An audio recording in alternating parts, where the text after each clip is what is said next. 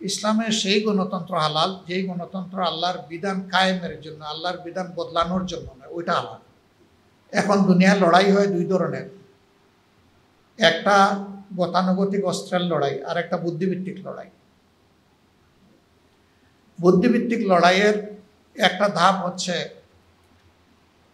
বুটের মাধ্যমে লড়াই, কিন্তু এটা আমরা নির্দিষ্ট করে বলতে পারবো না যে বুটের মাধ্যমে লড়াইয়ের মাধ্যমেই ইসলাম কায়েম হবে নাকি আল্লাহ অন্য কোনো পন্থায় দেবেন। বাট রাসূল করিম সাল্লাল্লাহু আলাইহি সাল্লামের উসুল হচ্ছে সামনে যখন দুইটা জিনিস পথ চলার জন্য থাকবে, দুইটা বাহন অথবা দুইটা রাস্তা, তিনি বলছেন যে আমি অধিকতর সহজ যেটা সেটা কবুল করব। একটা হচ্ছে রক্তপাতের মাধ্যমে, আরেকটা হচ্ছে ব্যালটের মাধ্যমে। এখন আমরা বুলেটের মাধ্যমেও যেতে পারি, ব্যালটের মাধ্যমে যেতে পারি, কিন্তু দুই রাস্তা যখন খোলা থাকবে তখন আল্লাহ রসুল সাল্লাল্লাহু আলাইহি সাল্লামের উসুল অনুযায়ী আপনাকে যেতে হবে ব্যালটের মাধ্যমে। এই জায়গায় আবার অনেকে একটু কনফিউজড হন, দ্বিধাগ্রস্ত হন যে ইসলামে গণতন্ত্র হালাল কিনা। ইসলামে সেই গণতন্ত্র হালাল যেই গণতন্ত্র আল্লাহর বিধান কায়েমের জন্য, আল্লাহর বিধান বদলানোর জন্য নয়, ওইটা হালাল।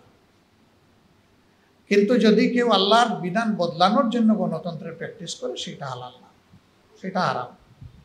এমনকি যুদ্ধ করলো কিন্তু ইসলামকে নির্মূল করার জন্য করলো, ওইটাও হারাম।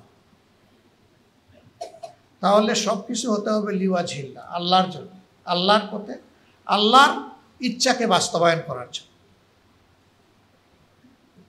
আমরা এটাকে যদি যুদ্ধ হিসাবে নেই তাহলে সৈনিক হিসাবেই আমাদের নিজেকে তৈরি করতে হবে।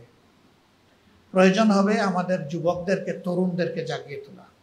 এই যুবকদেরকে জাগিয়ে তুলতে হবে ইনশাআল্লাহ, যে তোমরা অধিকারের জন্য লড়াই করেছো। সবচেয়ে বড় অধিকার হচ্ছে তুমি তোমার পছন্দের ভালো মানুষকে নির্বাচিত করে দেশ পরিচালনার দায়িত্ব দিবা, তাইলে দফায় দফায় তোমাকে আর অধিকারের লড়াই করতে হবে না।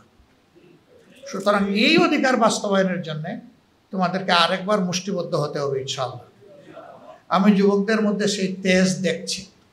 আমাদের সবাইকে তাদেরকে সম্মান করে, আদর করে, ভালোবেসে বুকে টেনে ধরতে হবে ইনশাআল্লাহ।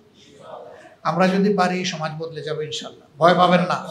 চাঁদাবাজরা চাঁদা নিতে পারে, দখলবাজরা দখল করতে পারে, কিন্তু আল্লাহ চাইলে সিংহের গর্জন, নারায়ে তাকবীর, আল্লাহু আকবার সমস্ত অপকর্মকারীদের কলিজাকে থরথর করে কাঁপিয়ে দিবে ইনশাআল্লাহ।